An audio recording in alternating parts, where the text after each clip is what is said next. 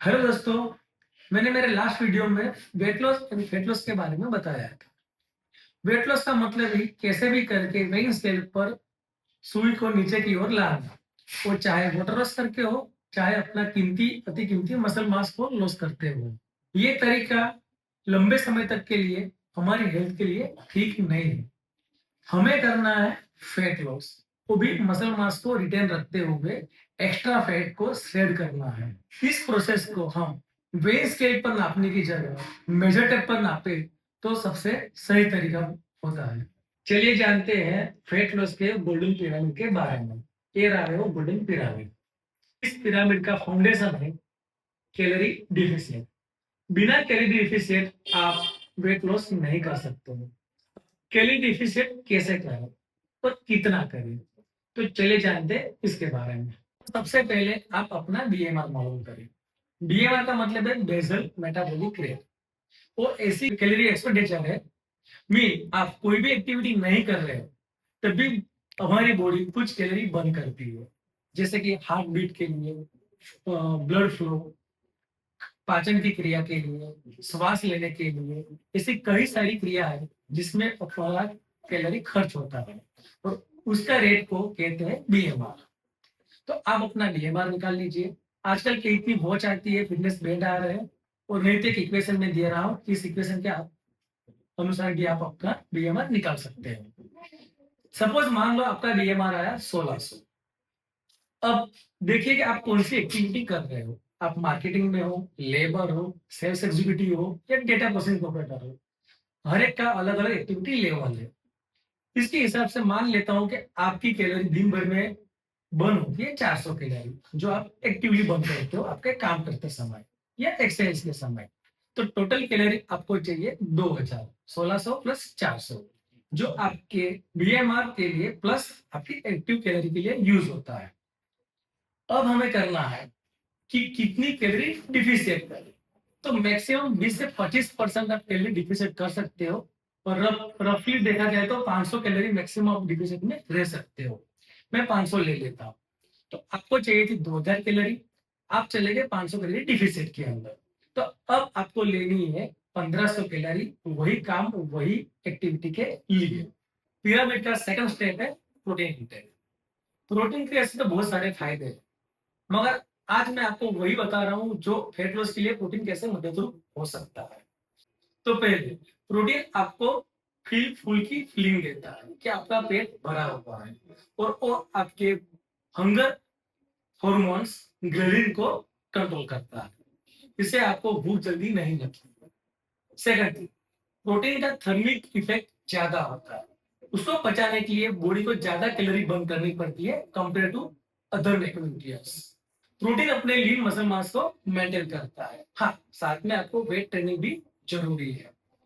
और blood pressure को down करना, कोलेस्ट्रॉल को भी मेंटेन करता है। ऐसे कई सारे फायदे हैं, मगर बेसिक है कि मेटाबॉलिज्म रेट को प्रोटीन अप रखता है, वो गिरने नहीं देता है, इसलिए आपका बीएमआर इंडेक्स हाई रहता है। तो चलिए जानते हैं आपको कितना प्रोटीन लेना चाहिए। आईसीएमआर की गाइडलाइंस के हिसाब से एक हेल्दी पर्सन को हेल्दी रहने के लिए, जिसका टारगेट फेट लॉस नहीं है, उसको मिनिमम 0.8 ग्राम पर केजी बॉडी वेट से 1 ग्राम पर केजी बॉडी वेट तक आपको प्रोटीन लेना है। समझते हो? अगर आपका वेट 60 केजी है तो आपको मिनिमम 48 ग्राम से लेके 60 ग्राम तक प्रोटीन तो जरूरी जरूरी है। पर जिसका एम वेट लॉस का है उसके लिए प्रोटीन इंटेक थोड़ा बढ़ जाता है। जिसका एम फेट लॉस है वो मिनिमम 1.2 ग्राम से लेके 2 ग्राम पर केजी पर बॉडी वेट प्रोटीन ले सकता है। सेम एग्जांपल से समझे तो उस पर्सन को 72 ग्राम से लेके 120 ग्राम पर केजी बॉडी वेट वो प्रोटीन ले सकता है। 2 ग्राम पर केजी बॉडी वेट से ज्यादा प्रोटीन लेने का कोई एडिशनल बेनिफिट नहीं है।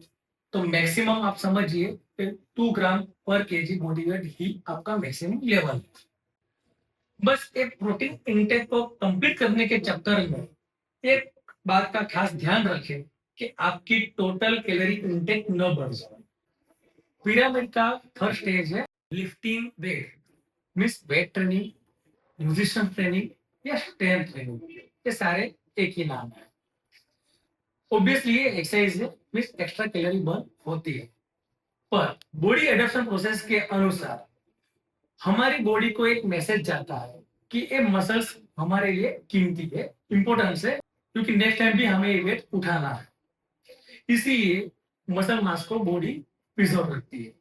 अगर मैं टेक्निकली कहूँ तो वेट लिफ्टिंग से हमारे मसल्स फाइबर में छोटे से वियर एंड टियर होते हैं, और इनफ प्रोटीन सप्लाई और इनफ स्लीप के कारण वो वियर एंड टियर हुए मसल्स रिपेयर होते हैं, उसकी स्ट्रेंथ बढ़ती है और साइज भी बढ़ती है। तो जितने मसल मास ज्यादा उतना आपका मेटाबॉलिज्म रेट ज्यादा, और इस हिसाब से आपकी कैलोरी बर्न भी ज्यादा होती है, और वो इनडायरेक्टली आपको फैट लॉस में मदद करता है। फैट लॉस के अलावा वेट ट्रेनिंग के और कई फायदे हैं, जैसे कि bone health, joint health, moods अच्छा रहना और अपनी इम्यूनिटी पावर को इंप्रूव रखता है। पिरामिड का नेक्स्ट स्टेप है स्लीप, और आप इसे इग्नोर नहीं कर सकते। जैसे मैंने फिटनेस के 4 बेसिक फंडामेंटल्स में भी बताया था कि स्लीप एक बेसिक पिलर है अपने फिटनेस का।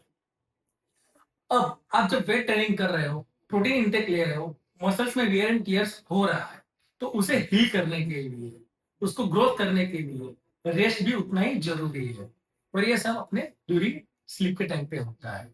और स्लीप के दूसरे भी एडवांटेज है, आपकी इम्यूनिटी इंप्रूव करता है, आपको माइंड को क्लाम रखता है, और आपके ब्रेन और मेमोरी पावर को भी वो इंप्रूव करता है।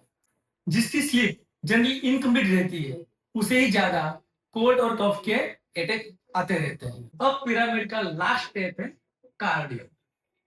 मैं ये नहीं कहता कि कार्डियो एसेंशियल नहीं है, कार्डियो भी एक टाइप की बेसिक एक्सरसाइज है और जरूरी है। कार्डियो से अपनी हार्ट हेल्थ और कार्डियोवैस्कुलर हेल्थ को सपोर्ट मिलता है, पर फैट लॉस के लिए कार्डियो उतना जरूरी नहीं है। अगर आपका एम फैट लॉस है तो कार्डियो मिनिमम रखिए और वेट ट्रेनिंग को ज्यादा इंपॉर्टेंट दीजिए।